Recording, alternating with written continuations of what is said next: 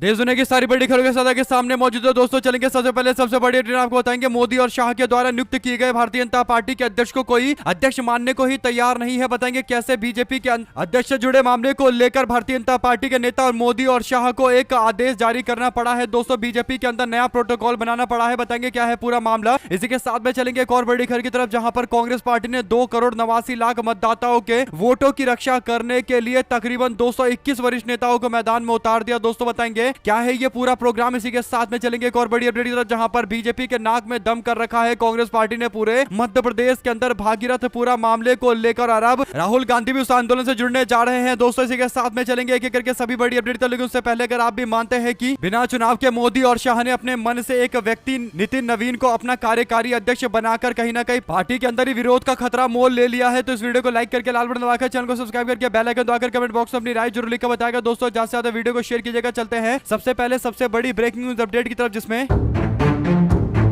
Bharatiya Janata party के संगठन में इन दिनों एक वाक्य काफी ज्यादा चर्चा का विषय बना हुआ है। दोस्तों वाक्य यह है कि पोस्ट नाम से बड़ा होता है। वजह यह है कि भारतीय जनता पार्टी के नेता अमित शाह और मोदी ने अपना राष्ट्रीय कार्यकारी अध्यक्ष नितिन नवीन को बना दिया। दोस्तों बिना किसी वोटिंग के सीधा नितिन नवीन को बीजेपी का कार्यकारी अध्यक्ष चुन लिया गया। इससे साफ तौर पर समझ में आ रहा है कि भारतीय जनता पार्टी पर पूरी तरीके से मोदी और शाह कब्जा करना चाहते हैं। दोस्तों जिसके कारण पार्टी के अन्य नेताओं में एक असंतोष देखने को मिल रहा है और विरोध के सुर धीरे धीरे करके उपजते हुए नजर आ रहे हैं। ऐसे में पार्टी के अंदर भीतरी आवाज को बंद करने के लिए यानी बगावत की आवाज को रोकने के लिए मोदी और शाह की ओर से एक नया प्रोटोकॉल जारी किया गया है। दोस्तों आपको बता दें कि हिंदुस्तान के साप्ताहिक कॉलम राज दरबार के मुताबिक नितिन नवीन के कार्यकारी अध्यक्ष बनने के बाद से संगठन के अंदर कुछ भी नहीं बदला है। भारतीय जनता पार्टी के तथाकथित कार्यकारी अध्यक्ष नितिन नवीन को सबके सब नितिन नवीन बोल बोलकर पुकार रहे हैं। दोस्तों कोई नितिन बोल रहा है, कोई नितिन नवीन यहाँ पर आओ इस तरीके से बोलकर संबोधित कर रहा है। दोस्तों कोई भी कार्यकारी अध्यक्ष मानने को तैयार नहीं है, यानी माननीय अध्यक्ष जी इधर आइए, अध्यक्ष जी इधर आइए, इस तरीके की बातें कोई बोल नहीं रहा। इससे साफ तौर पर कहीं ना कहीं मोदी और शाह के द्वारा चुने गए नितिन नवीन को लेकर सवाल खड़ा होता है कि क्या भारतीय जनता पार्टी के अंदर नितिन नवीन की कोई वैल्यू नहीं है, कोई भी उसे अध्यक्ष मानने को तैयार नहीं है। इस मामले पर भारतीय जनता पार्टी के द्वारा एक प्रोटोकॉल जारी किया गया है दोस्तों, और संगठन और पार्टी के लोगों को बोला गया है कि वे लोग नितिन नवीन को नितिन नवीन या फिर नितिन बोलकर मत पुकारिए, उस व्यक्ति को माननीय अध्यक्ष बोलिए। यानी दोस्तों इसके लिए आदेश जारी करना पड़ रहा है कि माननीय अध्यक्ष बोलिए नितिन नवीन को। तो इससे ही पता चलता है कि कहीं ना कहीं भारतीय जनता पार्टी के अंदर जिस तरीके से अचानक से एक व्यक्ति नितिन नवीन को लाकर लोगों के ऊपर बीजेपी के अंदर ही थोपा गया, कहीं ना कहीं विरोध के सुर धीरे धीरे करके उपजने लगे हैं दोस्तों। और अब भाषा पर कंट्रोल भी करना चाहती भारतीय जनता पार्टी, इसीलिए प्रोटोकॉल आदेश जारी किया गया है। दोस्तों दो शब्द जरूर लिखकर बताएगा अगर आप भी मानते हैं कि नितिन नवीन को कोई अध्यक्ष मानेगा ही नहीं, क्योंकि नितिन नवीन से बड़े बड़े दिग्गज नेता बीजेपी के अंदर पड़े हुए थे और मोदी और शाह ने अपने हिसाब से अध्यक्ष को चलाने के लिए नितिन नवीन जैसे एक ऐसे व्यक्ति को आगे किया है जिसे आराम से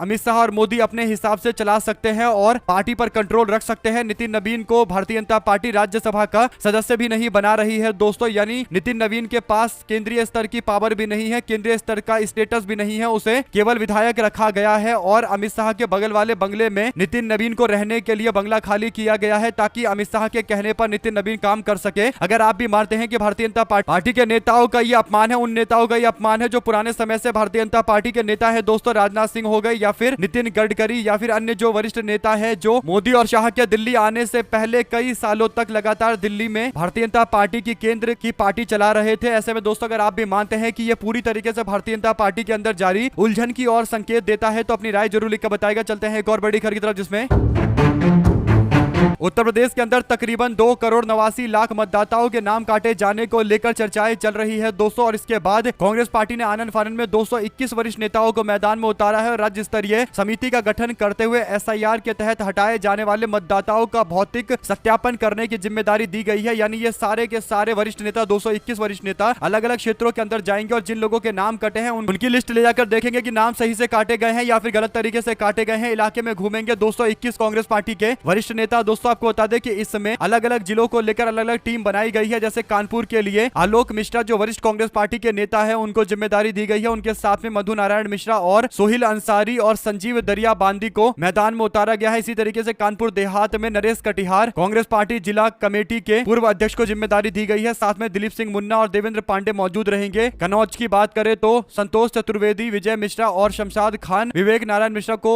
आगे किया गया है। और औरैया से मुकुल पांडे, अंशु तिवारी अंसारी और एहसान मोहम्मद को आगे किया गया है। जालौन से ब्रजलाल खाबरी जो पूर्व सांसद है उनको आगे किया गया है। उमा कांति सिंह और फूल सिंह राठौड़ जिम्मेदारी संभालेंगे। महोबा के अंदर 2 जनों को जिम्मेदारी दी गई है, जयवंत सिंह पूर्व विधायक और तुलसीदास लोधी। झांसी के अंदर भी कई सारे दिग्गजों को मैदान में उतारा गया है जो एक एक सीट पर जाकर एक एक व्यक्ति का नाम वेरीफाई करेंगे। अगर आप भी मानते हैं कि कांग्रेस ने बहुत अच्छा किया है कि 2,89,00,000 लोगों का नाम कटना अपने आप में अप्रत्याशित होता है, इसीलिए इसको वेरिफिकेशन जरूरी है। और अलग अलग क्षेत्रों के अंदर नेता जब पहुंचेंगे तो उनको अंदाजा लग जाएगा कि कितने लोगों के गलत नाम काटे गए हैं। एक तरीके से दोस्तों अंदाजा लगेगा तो उसके बाद और बड़े स्तर पर स्कैनिंग शुरू की जाएगी। अगर आप भी मानते हैं कि एसआईआर के बाद विपक्ष की पार्टियों को भी पूरी तरीके से सचेत रहना चाहिए और कांग्रेस पार्टी का ये कदम एकदम सही है, तो अपनी राय जरूर लिखकर बताएगा। दोस्तों ज्यादा से ज्यादा वीडियो को शेयर कीजिएगा। साथ साथ मध्य प्रदेश के अंदर कांग्रेस पार्टी आजकल घंटा लेकर बीजेपी के नेता का विरोध कर रही है। दोस्तों इंदौर के भागीरथपुरा के मुद्दे को लेकर दूषित पानी पिए जाने को लेकर कई लोगों की मौत के मामले पर कांग्रेस पार्टी लगातार भारतीय जनता पार्टी को घेरे हुए है। दोस्तों कैलाश विजयवर्गीय के द्वारा घंटा जैसे गलत शब्दों का इस्तेमाल किए जाने के मामले को लेकर कांग्रेस पार्टी विरोध करते हुए अपने हाथ में घंटा लेकर बीजेपी के दफ्तर पहुंच रही है। कैलाश विजयवर्गीय को रोकने के लिए मैदान में उतरी हुई है और प्रदेश की सरकार की घेराबंदी चल रही है। दोस्तों प्रदेश कांग्रेस इकाई रविवार यानी बीते दिन कई जिलों के अंदर प्रदर्शन करती नजर आई। दोस्तों और इंदौर के अंदर प्रदर्शन भी कई दिनों से चल रहा था। अब शनिवार को पुलिस ने मंत्री कैलाश विजयवर्गीय और विधायक रमेश मेंदोला के निवास पर पहरा लगाया क्योंकि कांग्रेस पार्टी के कार्यकर्ता भारी संख्या में विरोध करने के लिए पहुंचे। सूत्रों के अनुसार कांग्रेस पार्टी इंदौर के अंदर एक बड़ा प्रदर्शन करने जा रही है। 11 तारीख को मध्य प्रदेश के हर कोने से कांग्रेस पार्टी का एक एक कार्यकर्ता इंदौर की ओर कूच करेगा। दोस्तों और ये पूरी घटना इंदौर की है, तो इंदौर प्रशासन और बीजेपी को घेरने के लिए पूरी प्लानिंग तैयार की गई है। दोस्तों 11 तारीख को इस आंदोलन को लेकर, विरोध को लेकर जो तैयारियां चल रही है उसमें एक नई जानकारी सामने आई है। दोस्तों जानकारी यह है कि राहुल गांधी 11 तारीख को होने वाले विरोध प्रदर्शन में शामिल हो सकते हैं। आपको बता दें कि कांग्रेस पार्टी के एक वरिष्ठ नेताओं ने जानकारी दी है कि चर्चा चल रही है और राहुल गांधी 11 तारीख को इंदौर में कांग्रेस पार्टी का प्रदेश व्यापी कार्यकर्ताओं का एक आंदोलन में शामिल होने के आसार जताए जा रहे हैं, यानी राहुल गांधी आ सकते हैं। दोस्तों अगर राहुल गांधी आएंगे तो माहौल और ज्यादा दिलचस्प देखने को मिलेगा और इंदौर में लोगों के लिए प्रति न्याय की मांग को लेकर एक विशाल आंदोलन होगा। जो भी आपकी राय है लिखकर जरूर बताएगा। ज्यादा से ज्यादा वीडियो को शेयर कीजिएगा। दोस्तों चलते हैं एक और बड़ी अपडेट की तरफ, जिसमें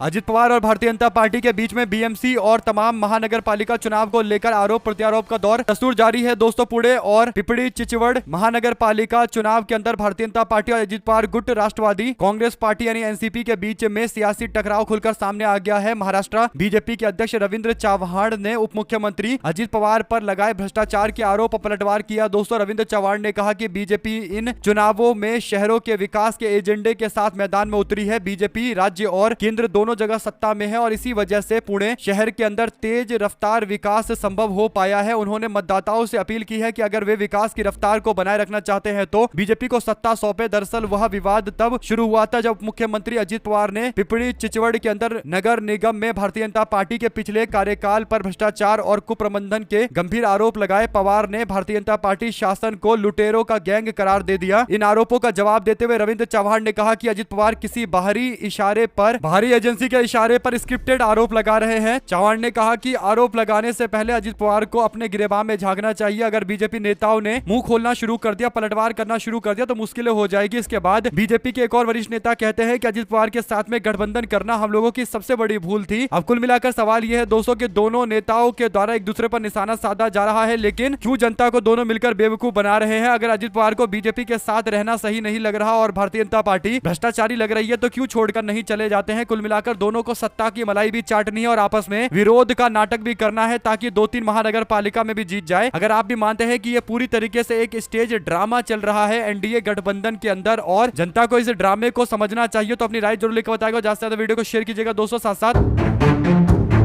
शिवसेना यूबीटी के प्रमुख उद्धव ठाकरे और उनके भाई चचेरे भाई महाराष्ट्र नवनिर्माण सेना के नेता राज ठाकरे ने बीएमसी चुनावों को लेकर संयुक्त वचननामा जारी किया है, घोषणा की है और इस दौरान दोनों चचेरे भाइयों ने सत्तारूढ़ महायुति पर जोरदार हमला बोला है। दोस्तों राज ठाकरे ने कहा कि वे महाराष्ट्र को उत्तर प्रदेश और बिहार में बदल रहे हैं। राज ठाकरे ने उद्धव के साथ एक संयुक्त प्रेस कॉन्फ्रेंस में कहा कि कोई भी स्थायी सत्ता लेकर नहीं आता है। अगर उन्हें लगता है कि उन्हें कभी सरकार से नहीं हटाया जाएगा तो उन्हें पुनर्विचार करना चाहिए। मैं यह बात 7 वर्षों से कहता आ रहा हूं, वे महाराष्ट्र को उत्तर प्रदेश और बिहार में बदल रहे हैं। एमएनएस के नेता राज ठाकरे ने कहा कि महाराष्ट्र ने देश को दिशा दिखाई है और महाराष्ट्र के इन निगम के चुनावों के अंदर महायुति के उम्मीदवारों के निर्विरोध चुने जाने को लेकर भी उन्होंने जवाब देते हुए कहा कि यह पूरी तरीके से सत्ता के दुरुपयोग से जुड़ा हुआ मामला है। निर्विरोध निर्वाचित उम्मीदवारों के खिलाफ सुप्रीम कोर्ट जाने का फैसला लिया गया है दोस्तों, यानी पूरी तरीके से विरोध किया जाएगा, डंके की चोट पर विरोध किया जाएगा। अगर आप भी मानते हैं कि सुप्रीम कोर्ट का दरवाजा खटखटाना सबसे सही तरीका है, और कपिल सिब्बल ने भी इस बात का समर्थन किया है कि सुप्रीम कोर्ट का दरवाजा खटखटाना चाहिए दोस्तों, और उन्होंने भी इस मुद्दे को उठाते हुए बताया है कि साफ तौर पर चुनाव को अपने पावर गेम से एक तरफा करने की कोशिश है, यानी जो सत्ताधीन व्यक्ति है, जो सत्ता संभाल रहा व्यक्ति है, वो पूरी तरीके से अपनी ताकत का इस्तेमाल करके चुनाव को प्रभावित करने की कोशिश कर रहा है। और 68 सीटों पर तो केवल नाम मात्र का चुनाव हुआ, यानी केवल नॉमिनेशन फाइल किया गया, उसके बाद नामांकन वापस के दिन सबने नाम वापस ले लिया, एक को छोड़कर एनडीए गठबंधन का उम्मीदवार इस कारण से निर्विरोध चुनाव जीत गया। और इस तरीके के जो हथकंडे चल रहे हैं उससे साफ तौर पर समझ में आ रहा है कि सत्ताधारी दल के द्वारा अपनी पावर का दुरुपयोग किया जा रहा है, और एमएनएस पार्टी और राज ठाकरे सुप्रीम कोर्ट जाने की तैयारी कर रहे हैं, और वकील के तौर पर कपिल सिब्बल मैदान में कूद सकते हैं। तो एक जबरदस्त घमासान सुप्रीम कोर्ट में देखने को मिलेगा। आप लोग अपनी राय जरूर लेकर बताएगा दोस्तों। चलते हैं एक और बड़ी अपडेट की तरफ, जिसमें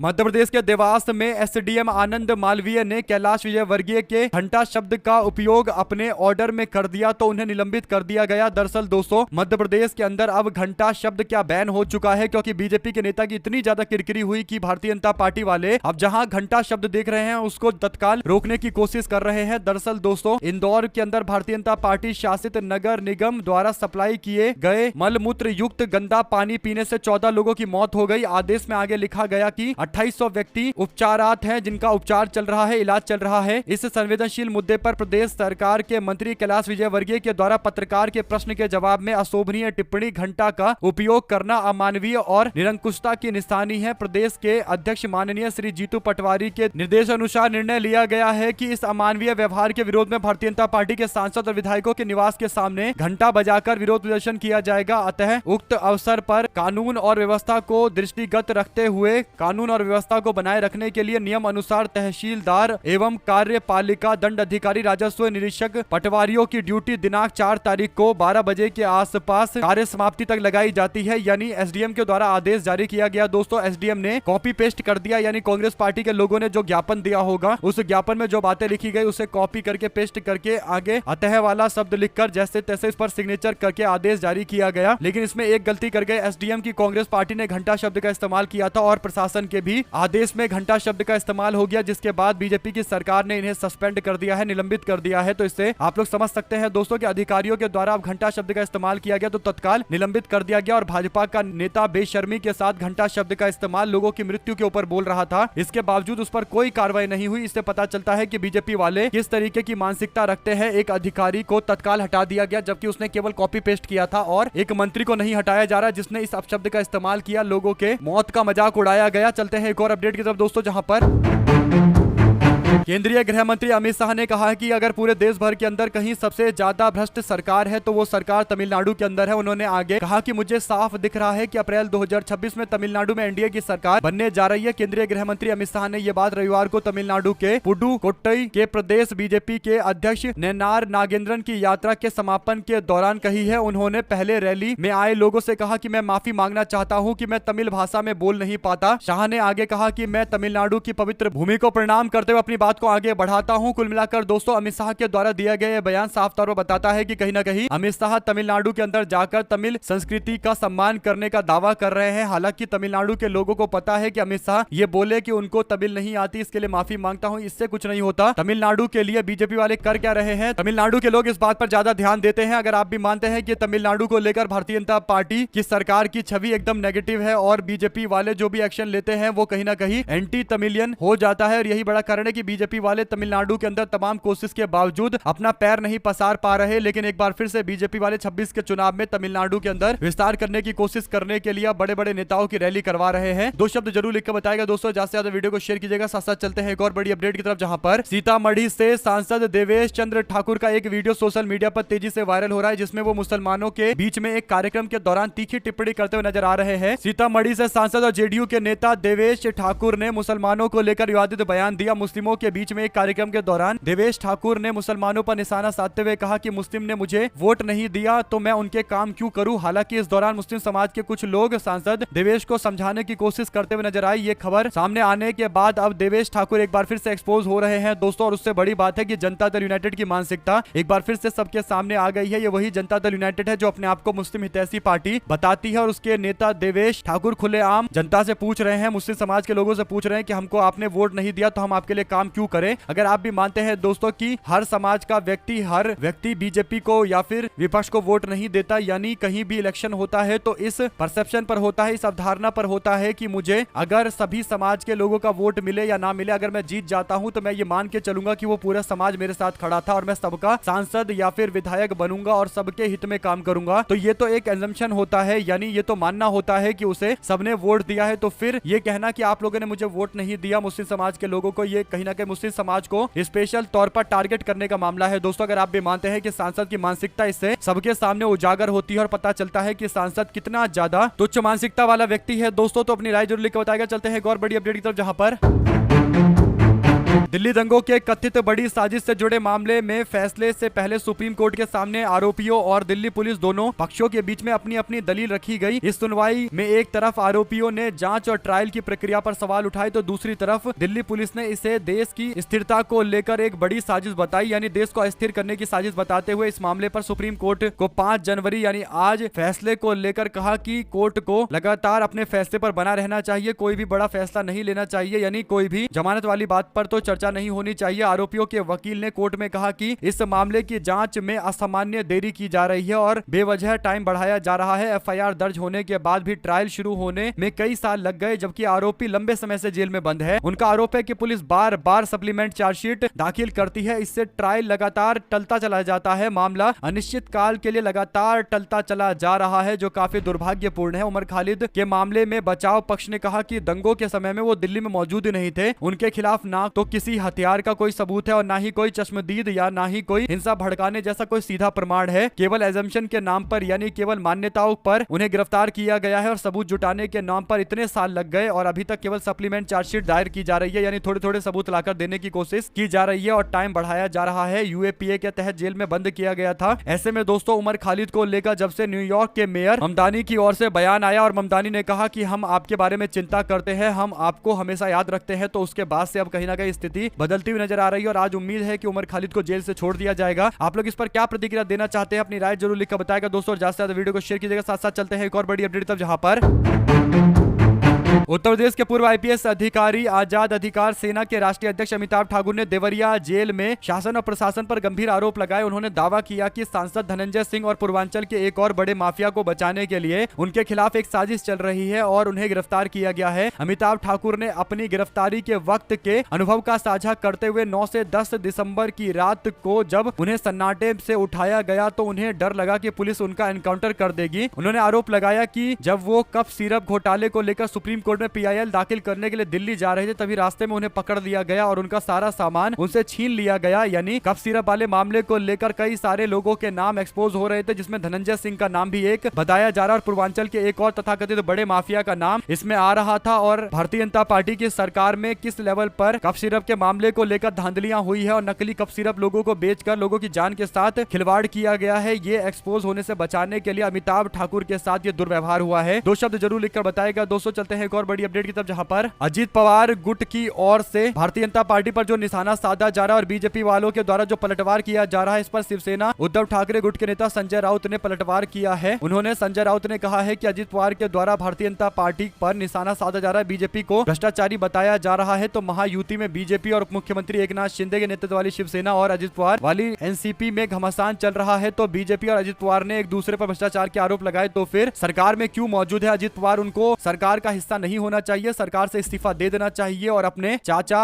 एनसीपी के नेता शरद पवार की पार्टी में अपनी पार्टी का विलय करवा देना चाहिए, यानी एनसीपी एसपी में एनसीपी एपी का विलय कराकर वापस से पुरानी एनसीपी में लौट जाना चाहिए और शरद पवार उस पार्टी के सर्वोसर्वा हो। कुल मिलाकर दोस्तों अजीत पवार जो रवैया अपना रहे हैं उससे आने वाले दिनों के अंदर उनके साथ यही होने वाला है। अगर आप भी मानते हैं कि कहीं ना कहीं एक्सपोज हो रहे हैं भारतीय जनता पार्टी और एनसीपी के लोग। साथ साथ चलते हैं एक और अपडेट की तरफ, जिसमें अखिलेश यादव ने भारतीय जनता पार्टी शासित राज्यों के अंदर केंद्र की डबल इंजन की सरकार पर जमकर लेकर निशाना साधते हुए आलोचना करते हुए रविवार को कहा कि बीजेपी को आंख बंद करके वोट करने वाले, समर्थन करने वाले अगर रत्ती भर भी चेतना रखते हो तो खुद से सवाल करो कि तुम बीजेपी को वोट क्यों देते हो। भारतीय जनता पार्टी की सारी कमियां गिनवाई गई, बताया गया कैसे अंकिता भंडारी मामले को लेकर एक महिला के साथ हुए अन्याय पर अभी तक न्याय सुनिश्चित नहीं किया गया और कौन वो वीआईपी व्यक्ति था इसके बारे में कोई जानकारी नहीं मिली। ऐसे अलग अलग क्षेत्रों के अंदर महिलाओं के प्रति हो रहे हिंसा और तमाम अन्य मुद्दों को लेकर बीजेपी को घेरते हुए भारतीय जनता पार्टी को आंख बंद करके वोट देने वाले लोगों की तरफ अखिलेश यादव ने यह सवाल फेंके हैं, जिसका जवाब आंख बंद करके वोट देने वाले लोगों को देना है। साथ साथ दोस्तों एआईएमआईएम के चीफ असदुद्दीन ओवैसी ने शनिवार को कहा कि वेनेजुला में ट्रंप ने अपनी फौज भेजकर राष्ट्रपति को उठाकर अमेरिका लेकर चला गया, भारत भी ऐसा कर सकता है। प्रधानमंत्री का नाम लेकर उन्होंने कहा कि मोदी जी, हम आपको कह रहे हैं कि 26/11 के आतंकवादी हमला करने वाले, चाहे वो मसूद अजहर हो या फिर लश्कर तैयबा के जालिम शैतान हो, 56 इंच की छाती दिखाकर भारत भी ऐसा करे और अपने फाइटर प्लेन भेजकर उसको घर से उठवा ले और लेकर आ जाए, तब माना जाएगा कि 56 इंच की छाती है। अगर ट्रंप कर सकता है तो आप कम है क्या? यानी मोदी पर निशाना भी साध रहे और नरेंद्र मोदी को हिदायत भी दे रहे हैं। अगर आप भी मानते हैं दोस्तों कि नरेंद्र मोदी कभी ऐसा कदम नहीं उठाएंगे, अगर उठाएंगे भी तो वो चुनाव के इर्द गिर्द ही उठाएंगे और वो भी छोटा मोटा सा नाम मात्र का, केवल चुनाव के दौरान लोगों के वोट को इधर से उधर स्विंग करने के लिए इस्तेमाल किया जा सकता है ऐसे मामले का। आप लोग अपनी राय जरूर लेकर बताएगा। हमारे साथ लगातार जुड़े रहने के साथ दोस्तों, भाइयों बहनों मित्रों का बहुत बहुत धन्यवाद। आप लोग देख रहे थे आपका अपना चैनल जय हिंद जय भारत। वीडियो को शेयर कीजिए दोस्तों, बहुत धन्यवाद।